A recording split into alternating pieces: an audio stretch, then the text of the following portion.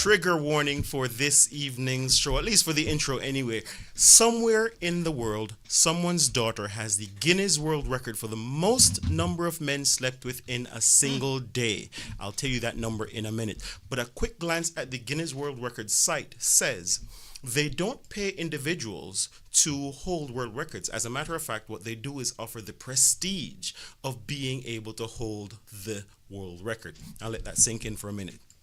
Now, whether you are, oh, by the way, the number is 919.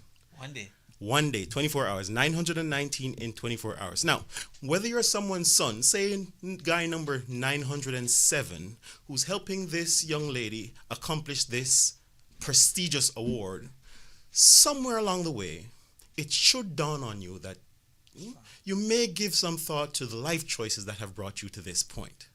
Now, whatever your situation, is there something that you can do as a parent or prospective parent that will increase the likelihood that your child, when faced with the situations, will make better life choices? That and more when we return on The Wrecking Trade. Welcome to The Wrecking Trade, the radio show that provides a platform for a deeper understanding of issues affecting men in the Cayman Islands. Join us as we explore the low enrollment of men and boys in college classrooms, the absence of men in the church, and the absence of fathers in the home. Join the conversation as we help men find their place in the modern world. Through engaging interviews with experts and members of the community, we provide a clear picture of what healthy masculinity looks like as an example for boys and girls. Our mission is to provide a voice for men to help them navigate the challenges that they face and provide hope for a brighter future. So tune in and join the conversation on The Wrecking Trade. Together, we can make a difference. Welcome back to The Wrecking Trade. Today we're talking about protecting your family, helping us to make better life choices. And one of the ways that we've looked at statistically to make that happen is to provide stability and security to our families as we grow. And today I have my friend who's going to help us to talk about that security. This is not a very sexy topic, but it is a very important one. Would you mind introducing yourself to our audience? My name is Juliet Osborne. I am a real estate and life insurance advisor, and I'm here today to talk about protecting families. All right. And so today we're going to zero in on life insurance. So tell me, first up for our audience, what is life insurance? Okay, so life insurance is a risk management tool that is designed to provide financial protection against unexpected and expected events. All right. And as you think about that, none of us plan to die.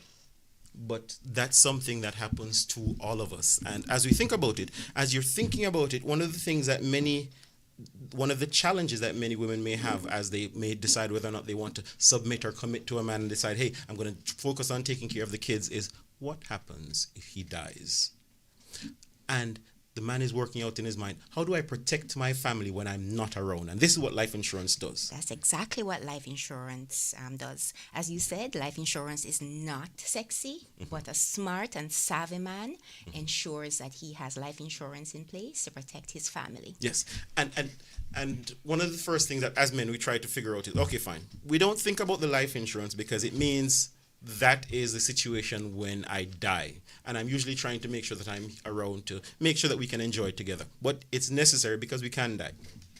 So one of the things that's first on my head is, all right, I need to get wealthy. But with life insurance, I don't have to become wealthy, become a millionaire in order to leave generational wealth. It's something that I can provide for them security at, say, a minimal cost. I don't even have to be wealthy. What's the average rate or premium for a life insurance policy? Life insurance is based on a number of factors. Getting life insurance and the cost of it. It's based on the gender. It's based on your age. It's based on your lifestyle choices, and it's based on the amount of premium that you take. It's also so for someone who smokes, for instance, or vape, life insurance is going to be a little bit more pricey. But however, for the vast amount of men, life insurance is very affordable. Okay. So interesting enough, you're saying when you make better life choices, you get lower premiums. Absolutely. All right. So let's take me, for instance. I'm 45. I don't smoke. I don't drink. And I think I've made some good life choices. But, I mean, age is a factor, right? As you grow older, As you grow older, life insurance gets more expensive. So that would mean then right off the bat, you want to get life insurance as Well- young as possible. Yes, so the advice is always to get life insurance when you're young and healthy. So a scary thought is, okay, I buy life insurance. Does it go up every year? Like, I mean, inflation is crazy right now. Does it go up every year? Does it go up every month, or do I get locked into? For the for most people, they're going to take what is called a level premium, which means it stays the same throughout the life of the coverage. However, one can get what is called an indexation on certain policies. No, you're going to have to help me with that word. So it moves. So indexation means that you can get a 5% up to 20% increase each year based on inflation.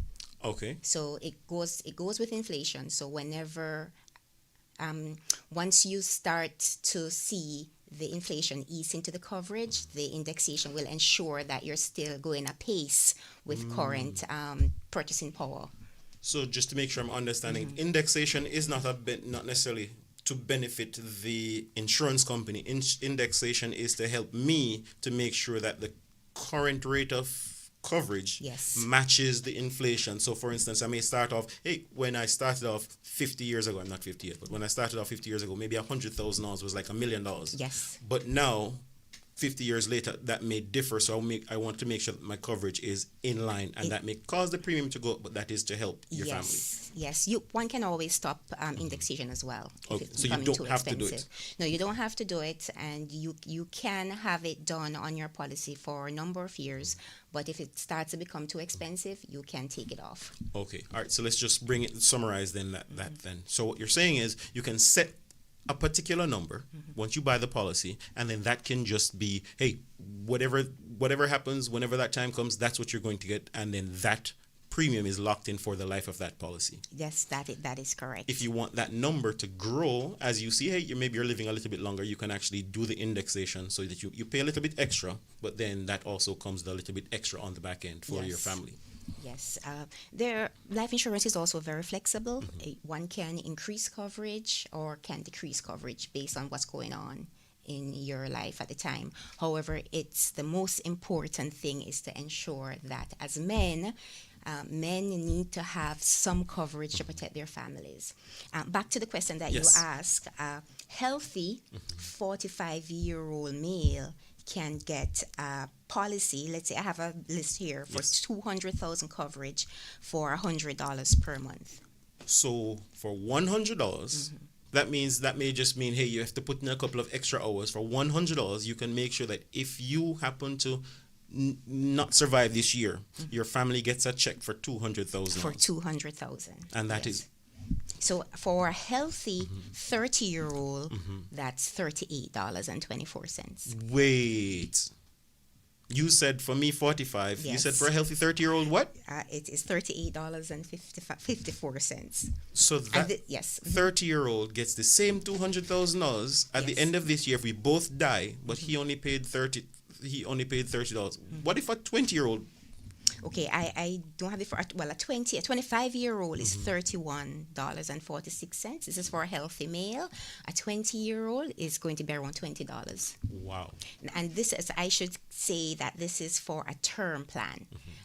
With life insurance, there are two different types of coverage generally. You have term and permanent life insurance. A term plan is, as it says, is for a particular period of time. It's for a term. A term plan can be like for 15 years, 20 years, 25 years, or 30 years. I tend to recommend the longest term because it locks in your rate for that period of time and it locks in your health. And people tend to take a term plan because it's the most affordable option. Because you're saying for someone who is 25, they're paying what, $31. For the life of that policy, they'd be paying $31, and then their family would be assured $200,000. Yes. For that 30 years. So, wow. Yes. So life insurance is really very affordable. There's this misconception that it's expensive, but just for the basic insurance, just to make sure that there is some protection in place for your family, it is very affordable. So I think Yes, so certainly the expense, and sometimes we wonder because we have that. Hey, I'm immortal. I'm not gonna die, but we can die. We just want to drive that point home. We can die, and that will leave our family exposed. And that's why today on the Wrecking Trade we're talking about how do we protect our families even when we're not around. And what we're looking at here is whether you're 25. $31 or 35 $38 or in my case or 30 in my 30 case is we're $50, $50 and then if you're a little bit older like myself we're going up into the $100 numbers right. A 50-year-old, a healthy 50-year-old, really? You don't look at a healthy 50-year-old is a $142.08. See, So I was just calculating something. yes, For the 30-year-old that's paying $32. yes, If he was paying for 30 years, yes. that's only $11,532. Listen, Yes. say it again. So for the term of the policy you're paying less than $15,000 but you're guaranteeing that your family gets $200,000 if something were to happen to you. Yeah. Terms and conditions. But certainly terms and conditions will apply, but give that some thought. I'm just for saying if they're that still kind of installation, for that kind of payment, for that kind of premium. And think about it. And you can do your own calculations, whether you are a construction worker or whether you work in an office, what your hourly rate is. How many hours do you have to work each month to guarantee that for your family? But could I ask something that's probably a little more it's possible. Yes. It can be mischievous too. Say I paid this for 20 years. Yes. Faithfully every month. But something happened and I was without of a job for 1 year. And there were 3 months that I really couldn't pay. What happens? And I know, Juliet, you're chomping at the bit to answer that one because she has some wonderful products designed specifically for that case, for that situation, and some other things that we're going to talk about too, so you can have some cash in your hand, even if you don't die. You ready to go? Yes. Throw it yes, out. I'm ready. Okay, to answer your specific question, this particular plan that we're talking about, if for whatever reason you're unable to pay for 3 months, your policy is going to lapse. One of the things that we do is we work with our customers to try to say, even if it's just even if it's just 1 month you have, please put it on your policy to avoid it lapsing. Now, once a policy lapses, there's a certain period of time within which it can be reinstated. But if someone is having it hard to pay for one premium to keep the policy going, when it lapses, then it becomes even more because you have to pay everything up front to get it back. So usually you have to pay 3 or 4 or 5 months depending on how long the policy is lapsed. However, as to what this gentleman here was saying, what life insurance covers the death benefit in particular. That's a very important area of life insurance, to ensure that if you're not around, you're leaving something to take care of your family.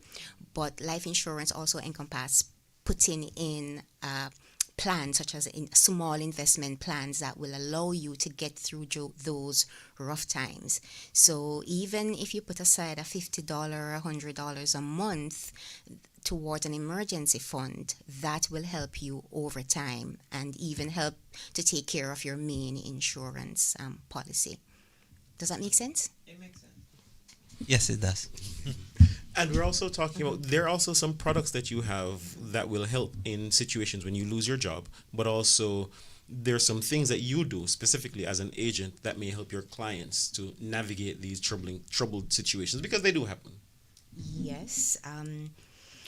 Okay, so life insurance is not just about death. There are a number of ways life insurance, and when we talk about life insurance, it also means life insurance companies also provide investment services. Yes. Okay, so some of the events that happen within our lifetime, some of the most important ones that we have to plan for death, we have to plan for illness, we have to plan for retirement, and we have to plan for our children's education. Those are the 4 main areas within which life insurance can help individuals. one of the things that I love to work with my clients on doing is not just to have the death benefit in place, but to also ensure that if they were to get sick, for instance, that they're getting a critical illness plan. And a critical illness plan, to use a word again, is very critical in today's environment, because every time you turn around, there is someone you hear diagnosed with cancer, or someone heart attack, things happen, or a stroke, right? Those are the three big ones that when you hear of critical illness plans, those are the three big ones that tend to be talked about. Yes, so it's really key to ensure that you have a little bit of life insurance to cover your income in case you're no longer here, your income is being replaced.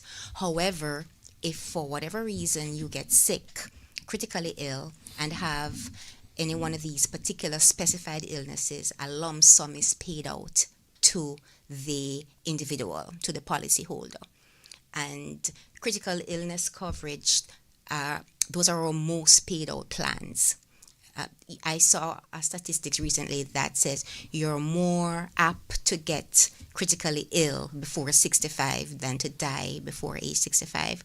So it's really important that when the sickness comes, that some funds are coming in to help you navigate life, because usually when someone gets sick, you get cancer, for instance, sometimes they're not able to work. I saw in a group chat that I'm in this week that they're doing a fundraiser for somebody who has cancer, and it made me feel so bad, because I know if that person had a critical illness coverage, they would be getting anywhere from 50,000 to 100,000 depending on the type of coverage that they had, right? So it's so important to make sure that we're not just planning for death, but we're planning to also live, to help you live while you still have a chance.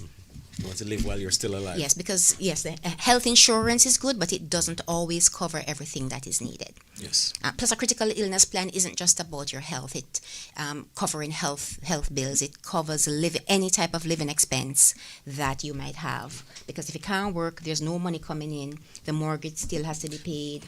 The food bill still has to be paid. CUC still has to be paid. So this is a fund that can be used for anything that you want it to be used for. Absolutely. So we're looking at a couple of situations that may have caused you to become unemployed. That could be a critical illness. And so this plan covers that. Cancer, one of these things that we know, hey, these things happen. How do we make sure that we're covered during that situation? Or maybe you're just unemployed because, hey, you've lost your job. We're saying that investment plan that then you can draw down on during those times also kicks in to be able to help keep you afloat while you're off searching for a new job. Yes. So one of the things I'm trying to get my clients to do right now as well is to get a little investment plan.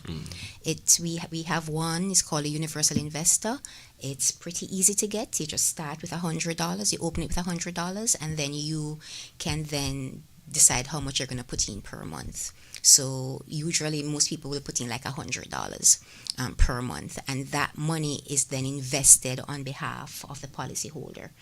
The funds are equity linked, so they are pegged. They go into different index funds. So based on that, the funds will go up and down based on market conditions. But generally, the funds have done very well, and so we've seen people will come in when they need it to take funds off their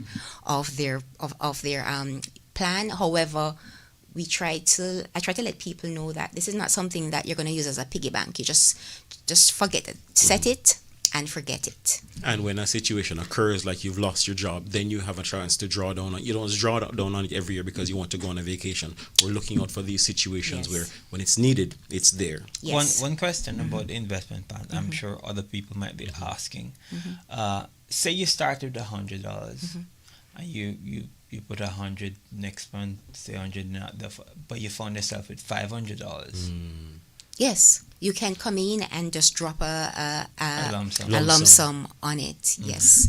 And that's a really important one, because sometimes as we're going along in life, we get a bonus. Yeah. And what we do it with that bonus. We go and we spend it off, and it's gone in a year. What we're saying is we can put that bonus on this plan where it can be pegged to the index fund. And by index fund, you mean, hey, you've been thinking about how to get exposure to the US stock market. This is what that does without you having to learn which stocks are good. You don't have to pick stocks. This will just Yes. work for you. This is pre-packaged, and you can with the funds you have three choices, all based on your risk profile. So we have aggressive, moderate, and conservative. So when you meet with me, I'm going to go through and ask you some questions, and that will help us to determine your risk profile. And then based on that, we will then choose how much percentage of each fund you would want to go in. So some people will choose 50-50, 50 for a moderate fund, 50 into the aggressive, or 70-30, aggressive, moderate. Or some people might want to do a little bit of conservative, but the conservative fund doesn't really grow as much. So it all comes back down to your risk profile. So I tend to encourage clients to do a mix of the aggressive and moderate, because over time we can see that those funds perform really, really well. But I'm also, the conservative may also come in handy if, say, for instance, you just want to protect, particularly choppy markets, you want to protect your capital. Yes. And we know that if it's sitting in the bank, if on the market you're getting 3 or 5%, it's doing a lot better than in the bank Yes. where it's. So there's another product that we have. It's called a guaranteed investor. So this one, remember what I said, the universal investor, that is equity linked. So it goes Yes. up and down based on market conditions. Now we have a fund called the guaranteed investor. What that does is it gives you a guaranteed return. So the minimum to start this plan with is 5,000 US. And if you have 10,000 sitting in the bank and you want a guaranteed return, you can choose to do it for a year, 2 year, or 5 years. That's one way that you can ensure that your money is secure. So when we were growing up, they used to have the thing called, you put your money on a fixed deposit. This would be that Yes, situation. This is similar. to What do you call it? CDs? Yeah. Yeah, this is similar. This is similar to a fixed deposit. So you just put it there. I have a few clients with those. Sometimes they will come in at the end of the period to take off the interest, and they take that and spend that, but they leave The principal working. What? Give me some numbers. Yep. 5,000. What is the Well, guarantee? it depends on how long you have it in. So for 5,000 for 1 year is 2.5%. Okay. For 2 years is 2.7%. Actually, I think that's gone up to 2.8 or 2.9% recently.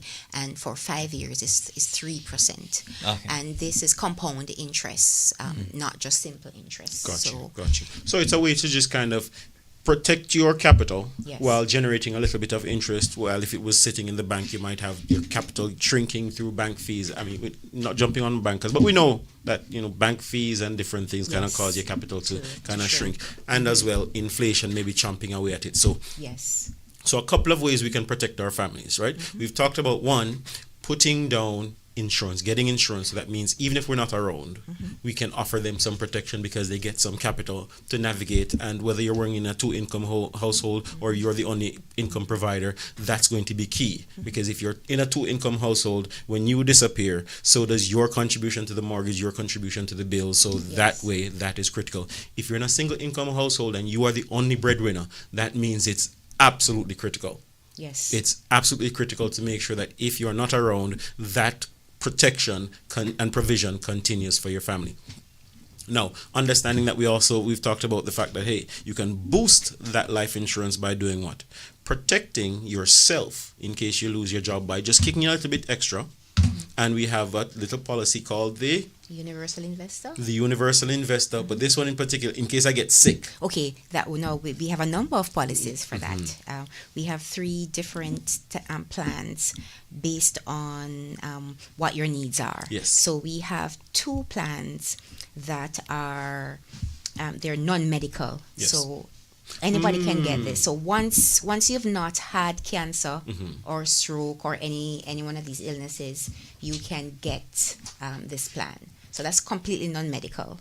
The maximum coverage is 50,000, and you can come in and sign up. Okay, so that means I can just walk in, give you some money, and you go, if you get sick over the next X time X, we're going to give you $50,000. What does something like that run on average? Okay, so it comes back down to age. Unfortunately, the older you get, the more expensive. The more expensive it gets. So, for example, I have a 30-year-old right now, and she's paying like $31 a month, just to have a coverage of 50,000.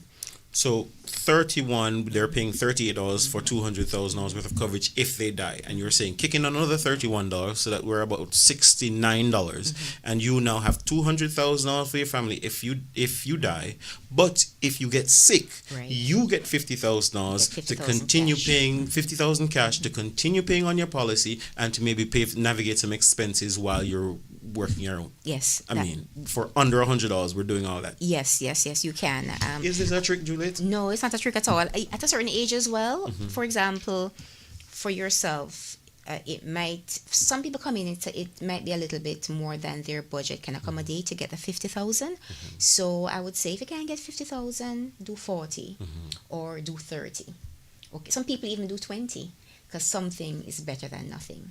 Something is better than nothing. But I'm still trying to wrap my head around these numbers. You're saying for $69, someone can have $200,000 if they die, or $50,000 Based on their age. based yes, on their and age, lifestyle and their medical lifestyle. history. Yes. And you're going to go through and help them to figure out, okay, fine, based on where they are, what the numbers are. And I'm sure there's some fancy people in the background running some calculators to give them a precise number, 38 point, right? All of that is happening. But just off the sticker, you're saying for under $100, the average person living an okay life without too many bad choices, they can offer protection, not just to their families if they're not around, but to themselves if difficult times happen. Yes.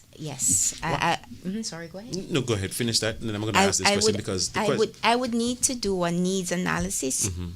One of the first things that I do with my client is I need to have a phone conversation. So I have to understand all of those questions that I asked before: their age, their lifestyle, their medical history, how much money they make now, because the amount of coverage you get should be based on your current income, because there's a rule of thumb that says one should get coverage for anywhere between 10 to 15 times your annual income. Okay. But if that can't be done, then get what you can afford. Start with something, and then over time, as your circumstance change, then we can add more as we go along, providing that you can get it at the time if you're healthy.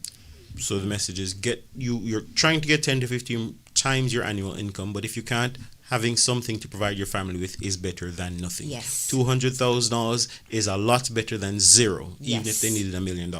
Absolutely. Fair enough. So as I'm thinking about this, the question that pops into my head is, because I didn't know about this, why doesn't everyone know about this? Is this some kind of secret club that you have to be a part of to learn about these things? No, not at all. There are many wonderful agents out there trying to educate people. And however, insurance seems to be a topic that a lot of people love to run away from. It makes people uncomfortable.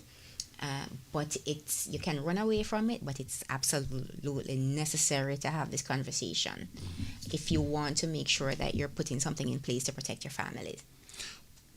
But what are some of the risks? I mean, I imagine you go out on many different venues and you make presentations. And let's say the uptake. What's the rate of uptake? How many you make a presentation to 100 people on average? How many people actually sign up? I really can't give you a figure per se. It comes back down to the individual and the motivation of that individual.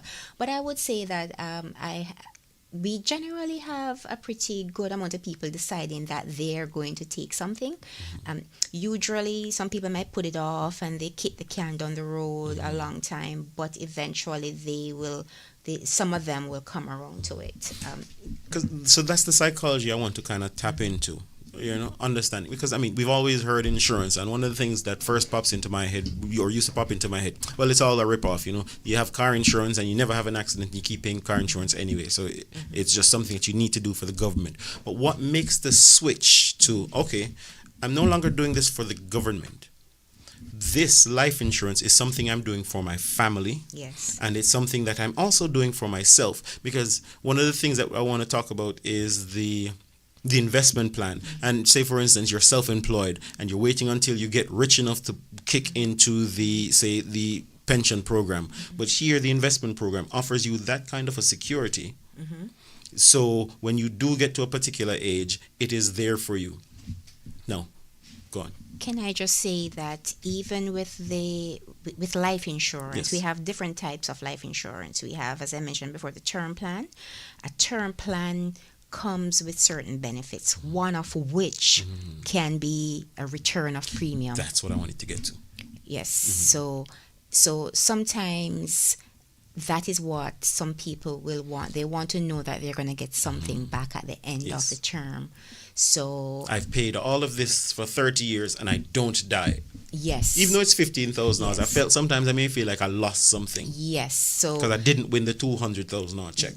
that's correct. So, and a lot of people feel that way. So, you do have the option to do a return of premium rider on the insurance, on a term plan. Now, a return of premium rider will make the plan more expensive, a lot more expensive. So, at a certain age, it might become prohibitive to do it because a plan may go from $100 to $400 once you put on the return of premium rider.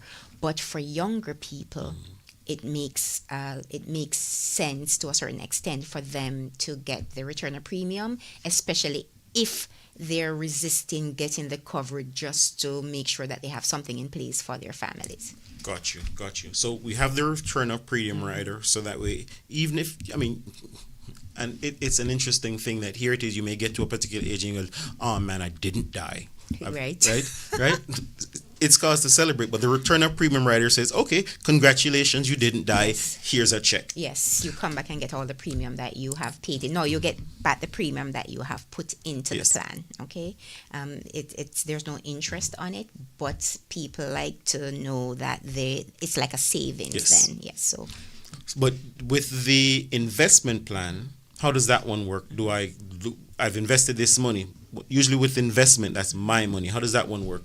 oh well, with that that goes into the various funds that you would choose, and then the funds would grow over time. Sometimes it goes down, but oftentimes it goes up, and then you get to a certain point when you might need the funds. And then you come in and get your money. It's a pretty easy. There's no restriction on this particular plan. I have a client. I keep telling her to leave her money, but she will come in and take it off to do her vacation. Right? So every year or every 2 years, that's her vacation fund.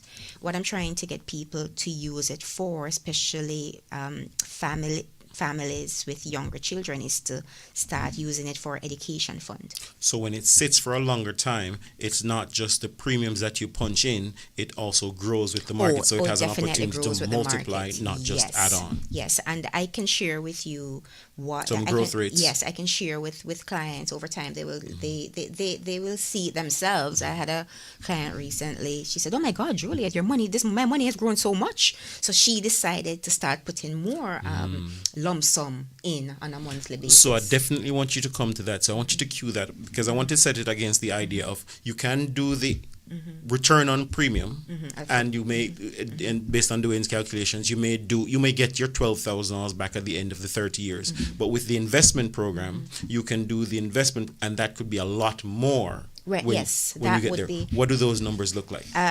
Well, I didn't come prepared with my phone. I can look and No tell problem. you. Yes. Take your time. I can look and tell you what some of the latest figures are. When you have, say, $100, you mentioned $100 sitting in them, or investing $100 monthly. What I can tell you is how the plan. Let me check here for this email from this young lady. I just sent it to there are some clients I send the update to on a monthly basis, so they can see what the fund stats look like. All right. So for example, Yes. for May, this is the latest figure that I have. For me, the year-to-date return on the universal investor is for the aggressive fund is 6.6%. Okay. Over a 2-year period, the return has been 9%.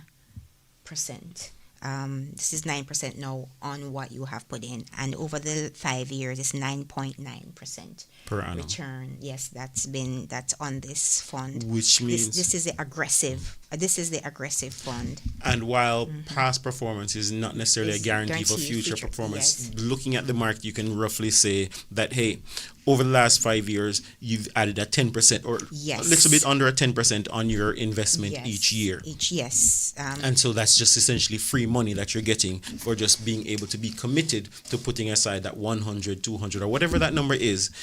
Yes, as I said before, Towards your future. A savvy and smart man will ensure that he puts these things in place for his family, but also for himself to make sure that there is funding for the children's education, or for some people as well, this can be an extra retirement fund, because what you're putting in with your employer pension is not going to be enough to live off when that time comes, and time is flying really, really fast. And I think that's something that's a conversation that more of us need to be having, about putting more funds aside for retirement. Absolutely. I mean, I've had some conversations about the pension payments, and when you're looking at, you get to a particular age and you're looking at $200 from pension or $500. I mean, that's not a lot considering the current market rates, even for rent, let alone a mortgage. So you get to a particular age, you worked all your life, and now, based on your, hey, this pension is supposed to kick in and save you, but it's not there. No, so we can't just rely on our employer funded pension funds. We need to take a more proactive approach in putting things in place. So some people do it by getting by buying rental properties. Yes. And that's what we have a lot of people here that does it. People here that's what they do in Cayman. But this is one easy way to do it. You put $100 in a plan like this and leave it there for 25 years. You're guaranteeing that you're going to have yourself a good pension pot at the end of it. And if you decide to combine some of these things, you might say, hey, you're going to do the investment fund and say you're going to do that for 5 years, and that's going to be the deposit that you're working towards for that rental property. You know, because sometimes when you just put it in a savings account, something is going to come up along the line that you're going to need to spend it. But if it's someplace else where I can't touch it, then that means... Yes, they can touch it, but we're going to have the discipline. We're going to have the discipline to not touch it. So, but it's a little bit harder to touch than on your debit card. Yes. You have to come in, and then you can get the funds within 3 to 5 days. So certainly you can't use it to make impulse purchases. Oh, I see this new thing. No, you can't. Great. Yeah. So, and sometimes that's what we have to work through. The psychology that helps us to not just have that impulse to buy this on the day off. I encourage my clients to think about what their goals are. You know, what plans do you have for the future? What plans do you have for your children? And use this plan, this universal investor, as a way to help you achieve those goals. Yes. Right? You want to send your kids to college. This is a good college fund.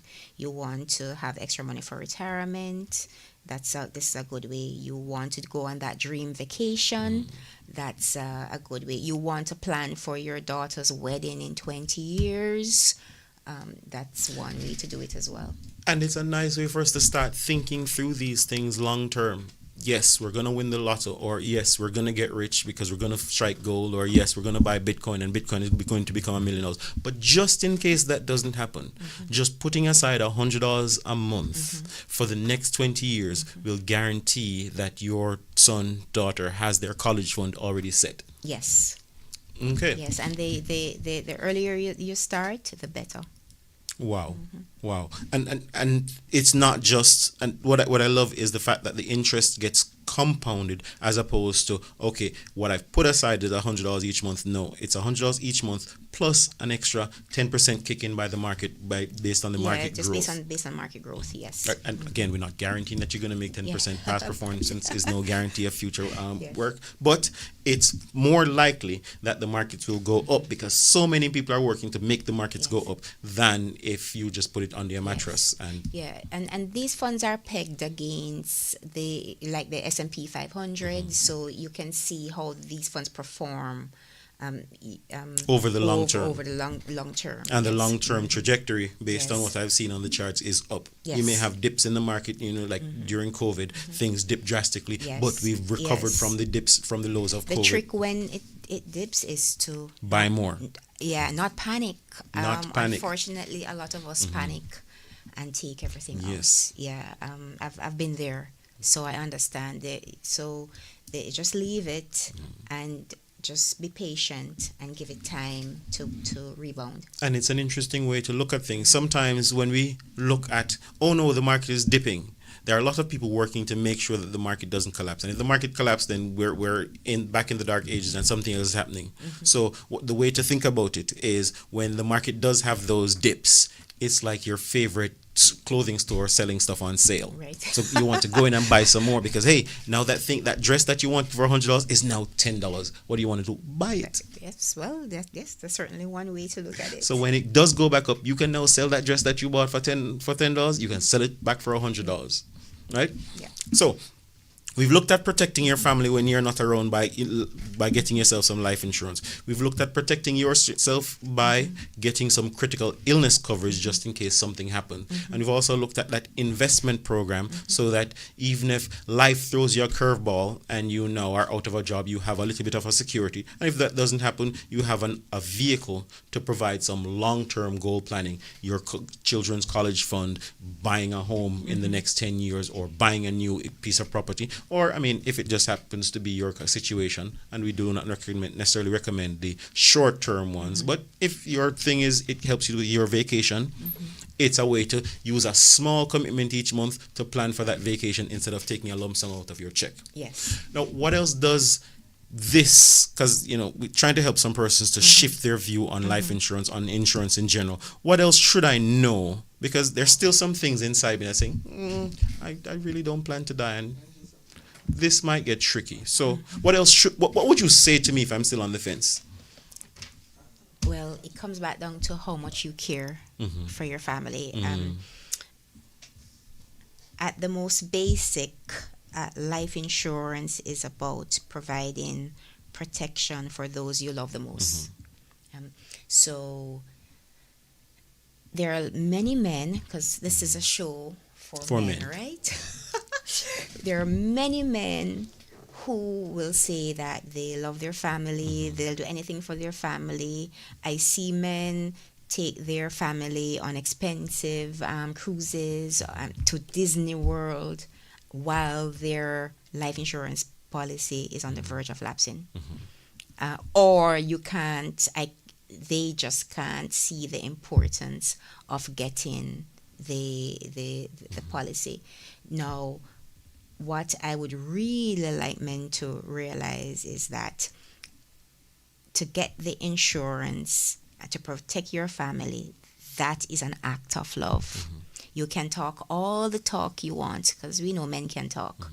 You can talk all the talk you want, but if you don't want to back it up with the right actions, it means absolutely nothing. And that's what I want to tap into, because sometimes it's hard to know what the right actions are. Sometimes we may believe that, hey, taking them on this vacation, we're creating memories, and so this is the most important thing that's going to be necessary, because maybe I haven't learned that insurance is as important, and maybe I've even learned that insurance are tricksters. There are many of those policies or situations where persons will share that, hey, I've paid insurance for years, but when I need it, it wasn't there, right? And so what I'm looking at helping men to do is to tap into the psychology of helping them to be able to appreciate why this is so important.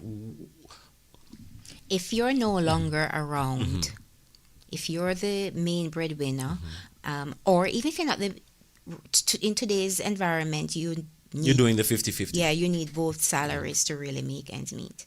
And if your income if you disappear, your income disappears. Think about all the bills that you help to cover now. Who is going to cover that? Yes. Right? Who is going to help your significant other with these bills?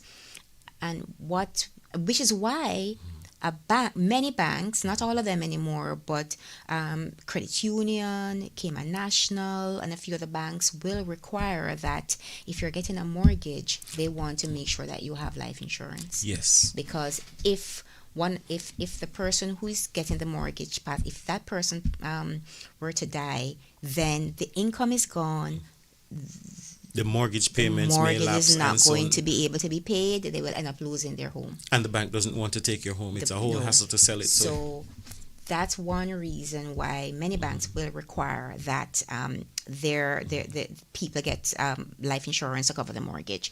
So that's just one example, the mortgage. But then you still have all the other daily living expenses. What dreams do you have for your family? Do you have for your kids? Life insurance can help you accomplish these if you're no longer around. Yes. And that's that gift that you get to provide. And if we haven't learned that these things are important, this is kind of helping us to see that, hey, your son, he's looking at you right now, he's sitting there, your daughter, she's looking at you, they're sitting there, and you know what? Hey, none of us plan to die. Let me say it again. Every one of us think that we're going to live forever until we're not, until we don't. And so here is an opportunity for us to say to ourselves, while I do plan to live forever, is there, just in case I don't make that goal is not one that gets accomplished, can I still provide some security? And we've also covered, if you do live a lot longer than the life insurance, than the term, there are measures that we can put in place that helps to secure those funds or even multiply those funds during that time, so you can, while you're alive, get some funds, whether it is the investment program that allows you to be able to take some off while you're still alive, or the critical illness program that allows you to take some off in case you get really, really sick and you can't be able to work. You can still be able to provide for your family while all of you are there and still be making a meaningful contribution to your way of life until things either A, get better, or B, you find another way to replace that income. You wanted to add something? Sorry, so you mentioned about no one knows when they're going to die.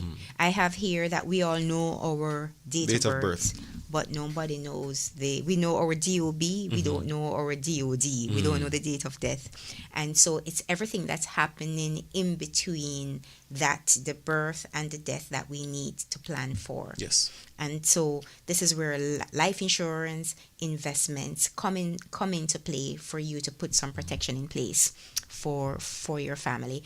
The other thing that I haven't talked about is final expenses or burial insurance. Yes. See, because life insurance is from the cradle to the grave, right? And it's not just about the death benefit also, but however, one important coverage that we do provide for people who are a little bit older, who are concerned about leaving their family without any money to bury them. So we have a plan that will help people with their final expenses, because so I have people who are like 75 years old, men actually, who are now older, who recognize that if they were to pass, their kids really don't have the funds to bury them. Right. That's an interesting one to look at, because on the show we've talked about how to have some funds in place if you're not around. But here it is, if you have absolutely nothing in place, that means not only do we leave our families with nothing in place, we actually leave them with an expense. Yes. Because now they need to find money to put you in the ground. Yes. And I've had a few clients that they've come to me because they've had a death in the family. And they were so embarrassed that the family had to do fundraising to help with the burial, or they were going to NAU. And so they didn't want that to happen to them. They didn't want to leave that embarrassment on their family. So they decided that, hey, I'm going to come and get this plan. So we do have that option, even if it's only $10,000. It's good to have something in place for people who are older So when they pass, they can take the shame out of the family eye, if for want of a better phrase, Absolutely, absolutely. Because I mean, that's certainly something that you're looking at. Because your family is going to not necessarily want to just stick you in a crocus bag and throw you in the nearest hole. They're going to want to do something, and sometimes Yes. we do find ourselves stretching ourselves trying to figure out where that money is coming from to send off your loved one in a particular way. And here, as men, we get a chance to not have them to worry about that. One, we've talked about covering the mortgage, making sure at least the mortgage is covered. Yes. So the banks guarantee that. We can take that a step further by going, the mortgage is covered. Now, if you're not around, there's some other things that get covered. The first one is you don't have to worry about my leaving expenses. That's also covered. Then now there's some additional things put aside to make sure that, hey, your college dreams can continue. You can at least still continue to eat, especially if you're the main breadwinner, if you are not around. And these are ways that we get a chance to protect our families even when we're not around, but also protect them even if something happens to us that pulls us out of the game, whether temporarily or permanently. We have some funds in place Yes. to make sure that the game continues for the family. One of the main things that people think about when they're thinking about this, why should they trust you? Why do I trust? Life insurance agents are there to make as money as they can, and they're going to trick me and take my money. And why should they trust you? I must say the life insurance agents that I know, myself included, that our first goal is to serve our customers well. I work with a really lovely set of insurance agents at Sagicor, and every day in the office, you hear them talking about, okay, what can I strategizing to see, okay, how can we help our clients better? And so, yes, as insurance agents, we need to make a living, but we do so well when we serve our clients well. And so our ultimate aim is to serve you well, and in that way, then we will get the reward from that. And I like that, because here it is. If I'm going to buy a 30-year term policy, that means I need to be your client for 30 years. Yes. That means you need to treat me well to make sure that we continue to have a good relationship Yes. over that term. What are some of the feedback you get from your clients? Yeah, Do they so- love you? Do they? Yeah, my clients love me. I must say, yeah, I do have. It starts with me. I love my clients. Okay. Right.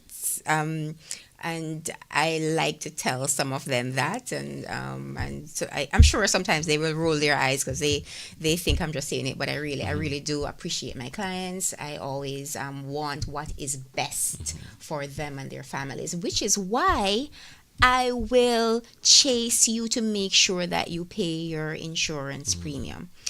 I'm not going to chase you to get insurance. I don't do the chasing thing to get insurance. You have to have an appreciation of it, that why you need insurance. So I'm not going to run it down to get insurance, but I will chase you to keep it. Yes. Right? And that's critical, because when you keep it, then that means you keep your premium low for the term of the policy. Yes. And then you maintain your coverage for the term of the policy, and it doesn't disappear when you need it. So that's part of Exactly. how you build trust. Yes. And every week, not just myself, we go through our client list and we follow up to say, hey, you need a payment on here. We need to make at least one payment to avoid lapse. We do that a lot. I spend a significant amount of my time calling up clients, checking in with them, making sure that they know what's happening with their policy and that they need to do a payment, or encouraging them that, hey, I think it's time for you to get an investment plan. Today I reached out to a few of them to say, hey, it's time to have this conversation. Got you.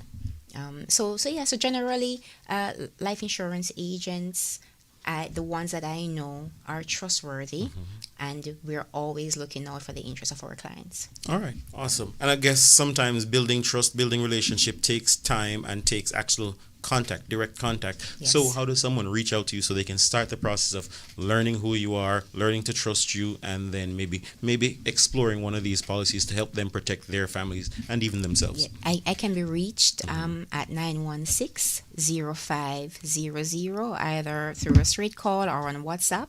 WhatsApp is my preferred preferred way of communicating with my clients. Or you can reach out to me via email at juliet@julietosborne.com. But again, the easiest way is through WhatsApp at 916-0500. Okay. And just some parting words for our listeners and our viewers as they're saying, hey, okay, fine, you've got us sold. Bring it across the line. Bring it home.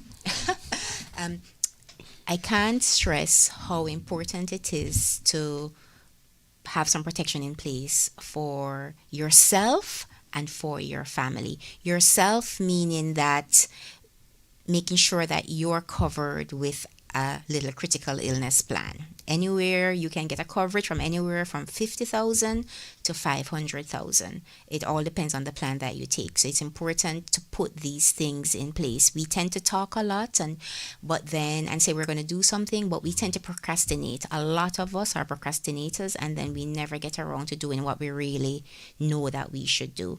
So I'm imploring you today to make the choice and take this next step and call myself or a trusted insurance advisor who can help you determine what your needs are and help you put something in place. Awesome. Incredible. And we started out this show by talking about how we can help our children to make better choices. And that comes from giving them the security that they need to be able to know that, hey, in case something happens, they're not in the poorhouse or they're not destitute or they're not out on the street. That kind of security cannot be measured in dollars. That kind of mental stability cannot just be looked at as the $31 that we mentioned for someone who's a little bit younger, or in Dwayne's case, $142, right? Depending on how far along the line your numbers are. That kind of security, we can't put a price on it, but it is invaluable.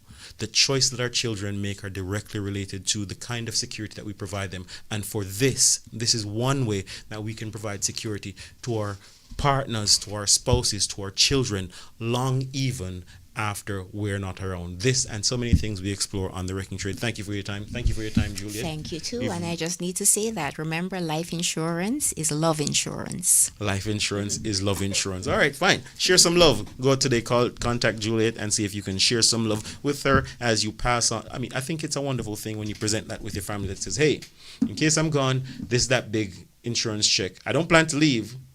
So I plan to be here so that we can have some more. But in case I'm not around, this is here for you. Rest a little bit easier. Yes. Until next time, I'm Robert Lynch, and this has been The Wrecking Trade.